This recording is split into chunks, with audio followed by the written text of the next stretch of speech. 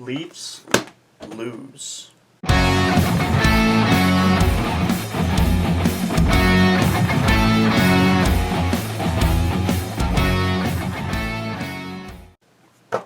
Five to 3 to the Ottawa Senators. Now the game started off with some pretty good energy from the Leafs side, but it slowly declined after they had some back and forth scoring. So the scoring started off Zach Hyman batting a puck out of midair after he was shot from the point, and that got them on the board. So 1-0 Leafs were looking maybe, hey, we can take the first game of this back-to-back, and that's a good sign early on, to take the lead. Everyone wants to take the lead early on. And at 19:16 of the first period, Thomas Chabot scored, and a really nice passing play from Drake Batherson and Josh Norris, who looked really good in this game for the Ottawa Senators in that piece that they got back from Dallas from the Jason Spezza trade a couple years ago. Now later on, in the mid-second period, Alex Kerfoot answered, and he was looking a little bit more comfortable out there. And I do agree with what they were saying on the broadcast about how he has a little bit more of a defined role now, and how when he came over from Colorado last year, he looked a little bit lost.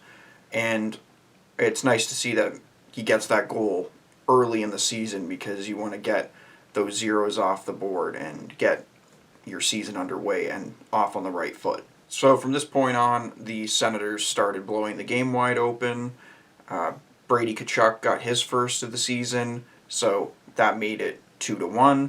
And so thinking maybe we could tie it back up, get a quick one back, but the defense wasn't looking really sharp out there. We made a lot of turnovers that happened inside our own blue line, and it was more in our own zone than it even was in the neutral zone.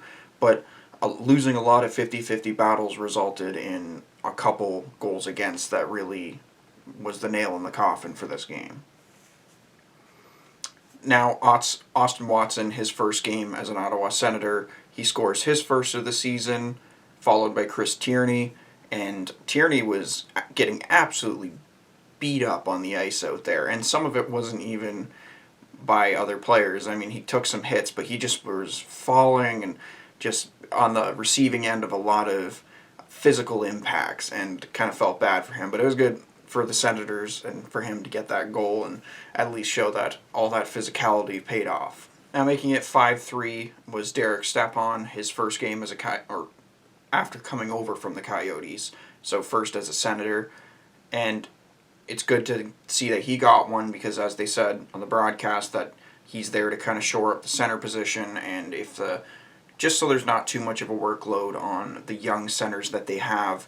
And even though they think that Josh Norris can be a second-line center, possibly even a first for them if he develops nicely, but Stepan is that piece that is the cushion for them, just in case there are some inevitable growing pains for the Senators. Now we went on to the power play, and Tavares shot an absolute bomb right through Matt Murray, which is a huge problem for Murray. His glove side isn't that great, but they kind of shoot near his glove side and don't particularly aim in a certain spot, and the pucks have always been known to just kind of leak through him, and that's kind of something that was a problem in Pittsburgh, and early on in this season it's looking like it hasn't been resolved.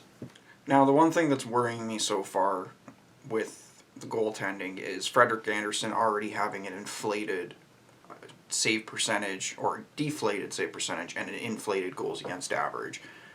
Just in this game alone, his save percentage was .792, and that's just something that even only facing under 30 shots, 29 when the game is all said and done, that's just something like you just have to have a higher save percentage. You're the number one guy. There can't be any concerns that you're going to be giving up weak ones.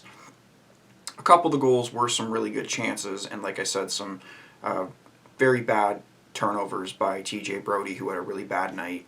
Hopefully he could turn it around tonight. Jack Campbell is likely going to get the start tonight, and maybe they can have a little bit of energy to try to play for him, because it's going to be his first game of the season, and the last thing you want to do is have a really rotten start on your first start of the season. Now, if what I read was correct, apparently Mitch Marner has 0 shots on goal over the last 2 games. that's something that needs to be fixed. But I don't know how accurate that is, because I did see like that 2-on-1 the other day where whether it was last night or the game before, I think it was against Montreal, where yeah, he definitely has a shot because Price robbed him on the 2-on-1 chance with Matthews, but Marner really missed the net badly on a chance that, if not the chance that he got where he missed the net in last game, you need to hit the goalie at least, or even hit the post. It's just he missed by like 2 feet, and that was a really bad turnover by the Senators, and you have to make them pay on things like that, whether it's drawing a penalty or just getting a really good scoring chance or getting an offensive zone faceoff, and they got neither of those because the puck rang around the boards and out. Now, kind of a notable stat, Thomas Chabot already is logging huge minutes for the Ottawa Senators, and that was his first game, and he played 27 minutes and 12 seconds. And I don't see any of that changing. He's going to be their workhorse for the season, and he's going to log over 30 minutes a game if any game goes to overtime. Especially if they make the playoffs, you could see him playing close to 40 minutes a game in some cases. So this game is going to be a chance for them to start off on the right foot. We've already split the first 2 games. That's all you can really ask for. But the effort just didn't really seem to be there, and the intensity on the 50-50 battles just seemed like it wasn't really there. The Senators, I feel like, had a lot of natural energy because, it was their first game of the season, and it was Tim Stützle's debut. A lot of guys debuting for the Senators, even some veteran guys, that they had something to prove and show that they could still stick around. So they had some energy, but I think that really doesn't excuse it because they were looking like the typical Toronto Maple Leafs of last year and years prior, where you just kind of shake your head at it and go, what are you doing? I mean, some of the passes, even one that sticks out to me was when Joe Thornton made that pass and no one was there at the blue line. Whether that was him having a miscommunication issue with the defenseman or the defenseman not being where Thornton wanted him.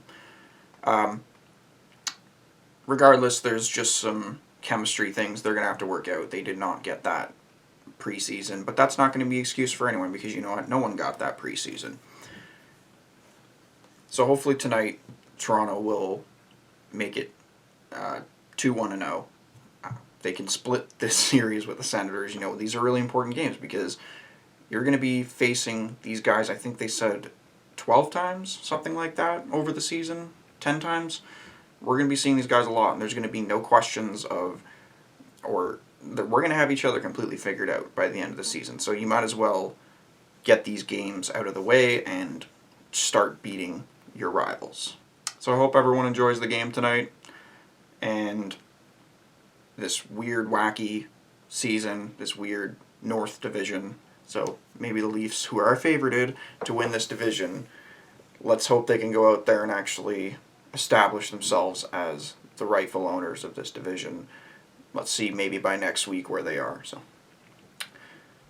again, I hope everyone enjoys the game tonight. Don't forget to hit like, comment, and subscribe, and I will see you guys tomorrow.